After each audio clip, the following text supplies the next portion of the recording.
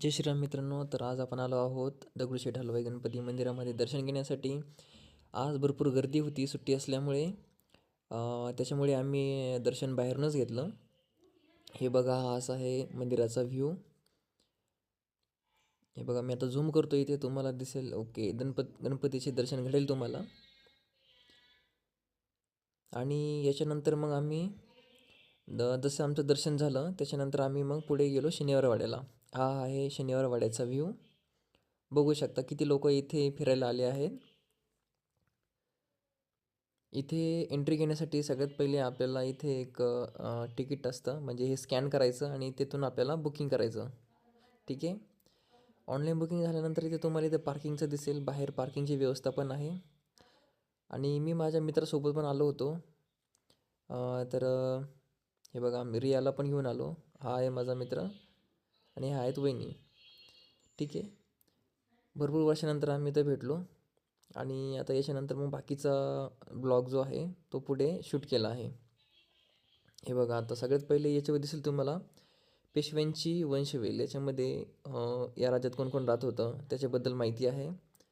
इथे बघू शकता रियाला पण खूप तिथे एन्जॉय करत होती. रियाचे पण आम्ही तिथे वेगवेगळे फोटो काढले. आणि सायमल्टेनियसली तिथलचा एक मी एक 360 व्ह्यू पण घेतला आहे, तुम्हाला पुढे दाखवतोच तो. हे बघा, हा एक 360 व्ह्यू घेतला मी इथे. शनिवारवाडा आतून कसा दिसतो ते. भरपूर लोक दिसतील तुम्हाला तिथे. भरपूर टुरिस्ट येतात तिथे फोटो व्हिडिओ काढण्यासाठी. काही मन हलकं करण्यासाठी येतं, कारण पूर्ण हप्ता काम करून थकल्यानंतर थोडासा आराम पाहिजे असतो. त्यामुळे फिरण्यासाठी आणि आपलं ऐतिहासिक स्थळ बघण्यासाठी. बघू शकता इथे हा आहे कारंजा जुन्या काळातील. आणि रियाला मग मी इथे मध्ये उभं केलं आणि तिला म्हटलं, तुला जेवढं खेळायचं खेळ आता इकडं. बरोबर. बघा अशा प्रकारे. इकडे बॅक साईडला गेल्यानंतर इकडे टोटल काहीतरी 5 गेट आहेत इथे.